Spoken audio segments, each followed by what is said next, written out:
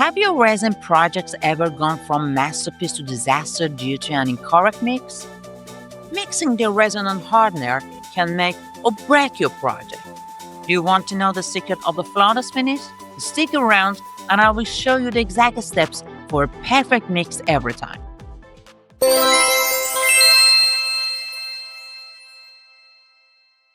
Hello, my friends. Welcome back to my resin tutorial channel, LisinCult. My name is Lydia, and today we are diving into one of the most challenging aspects of resin art, achieving a perfect mixture.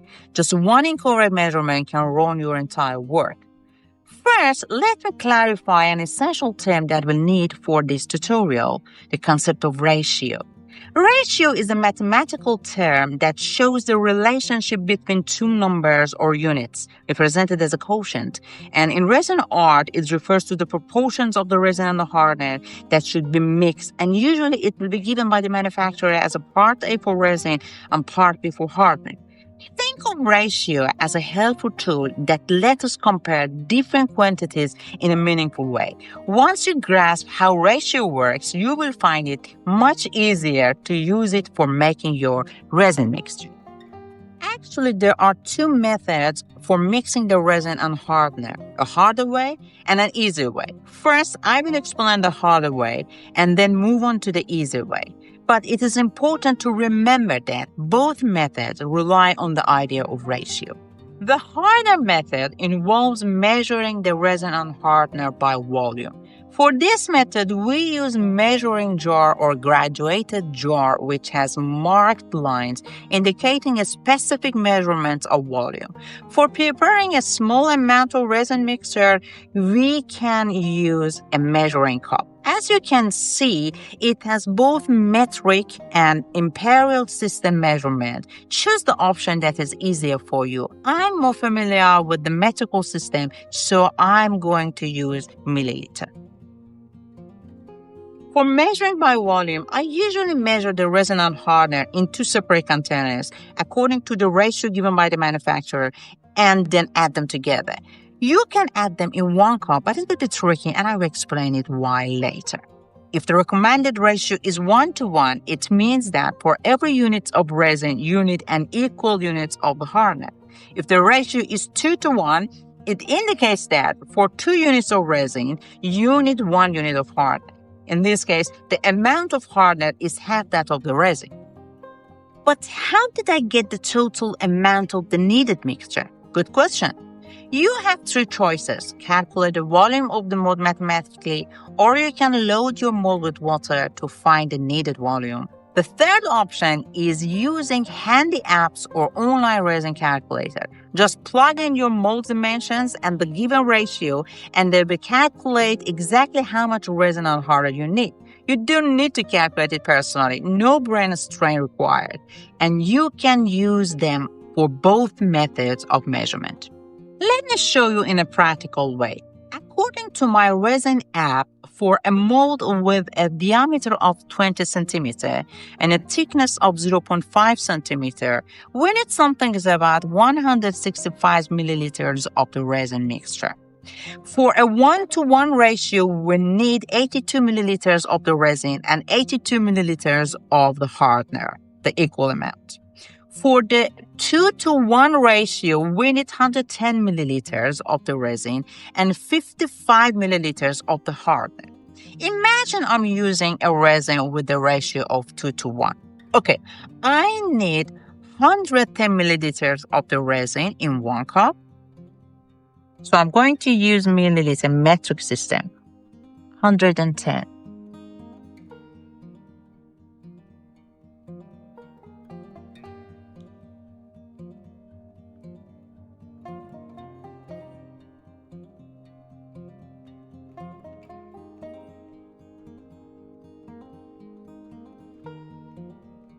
Okay, and 55 milliliters of the hardener in another cup. Doesn't show that 5 milliliters. I try to be in the middle of 50 and 60.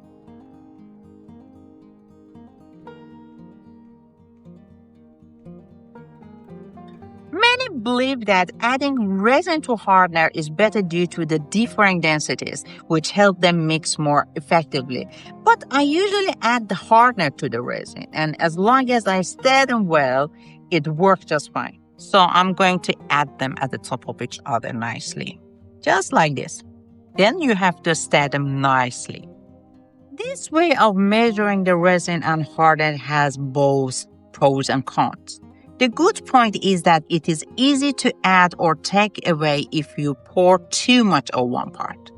If you decide to pour them both in the same containers and accidentally you do too much of one part, then you will have an unequal amount and a bad mixture, and it will be hard to take one of the parts out. One downside to this method is that when transferring one part to another container, for me it's hardener because I add hardener to the resin. Some parts of my hardener may remain in its original container, and this can affect the proper mixing ratio. When working with the small quantities, it is not a significant issue, but it can be problematic when dealing with the large amounts. Okay, my friends, hit the like button to go to the easy way. The most common and functional method used by most resin artists is to measure the resin on hardener by weight. So for using this method, we need a scale. But like the first method, we must still be mindful of the concept of ratio. The advantage of using this method is that we can combine the two components in a single container. And measuring by weight is precise and drops guesswork, especially when compared to volume measurement, where different viscosities of the resin and the hardener can lead to imprecise ratio. This method is particularly helpful for small or highly detailed projects where accuracy is crucial. Let me show you through an example. According to my app, for a mold with the diameter of 12 centimeter and a thickness of 0.5 centimeter, and using a resin with the 2-to-1 ratio, we need something about 60 grams of the mixture, 40 grams of the resin, and 20 grams of the hardener. First, I set my scale to 0, then I put the container on the top, and then again I set it to 0. It helps deduct the weight of the container from the total weight of my mixture. Next, I pour my resin. I told you we need something about 40 grams of the resin.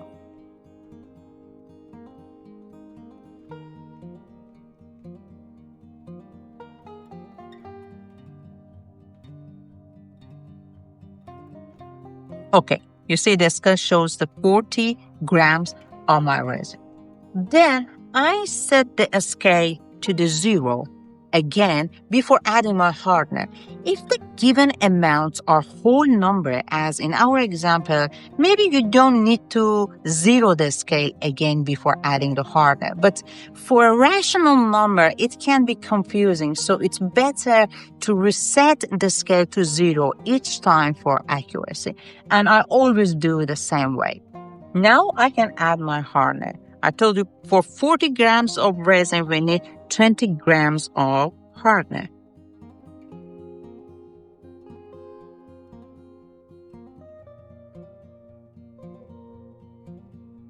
That's it. You just need to stir it nicely. When you add the resin on the hardener, it's going to give you a cloudy mixture, but you have to mix it slowly in one direction until it gives you a crystal clear mixture. And this is the easiest way for making your resin mixture.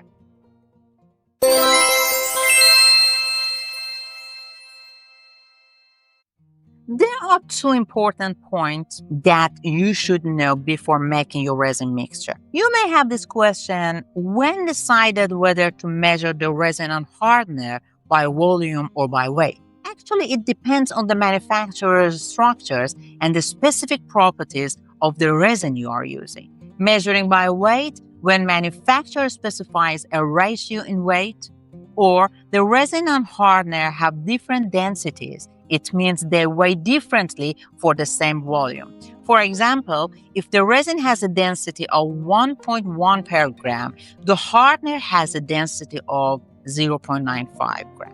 Or you are creating large batches and want more precision. Measuring by volume, when the manufacturer specifies a ratio in volume, for example, 1:1 or 2:1 by volume, or the resin and hardener have the similar densities, for example, 1 gram of resin is equal to 1 gram of hardener. Or when you are working with very small batches and prefer using measuring cups or syringes. The second point I must remind you of is that viscosity and the ratio are two different concepts. Let me explain it in this way. What is viscosity is the thickness of the resin, and what is ratio is a unit of measurement for mixing proportions of the resin and the hardener. What are their impacts on art? Viscosity affects flow and texture, and it refers to how resin behaves differently based on its thickness. Different viscosities in resin create various effects, and it's essential to choose the appropriate viscosity based on our specific resin project. So, for example, we can find two resin with the middle viscosity but different ratios. Are they adjustable? Yes, viscosity is adjustable by warming resin slightly. Warming the resin reduces its viscosity and make it flow more easily. What about ratio? Not at all. We must strictly follow manufacturer's instructions. We cannot change the ratio as it is a unit of measurement, and any change in the specific ratio will lead to improper curations.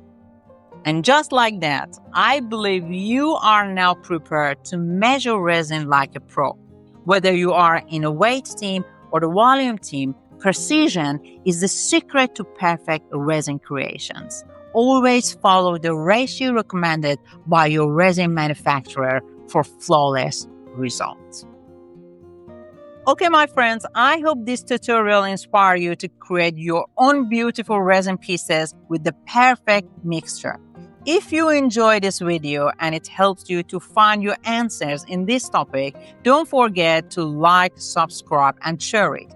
You can collect your free PDF of this video. The link is in the description box. And as usual, feel free to send me your shares and drop them on the comments, questions, suggestions, and recommendations. Remember, precision in resin art is like a GPS for your creativity. Without it, you are bound to end up in sticky situations, and I'm sure you don't like it. So be precise and keep making magic with resin. Thank you for watching. Until the next video, happy creating.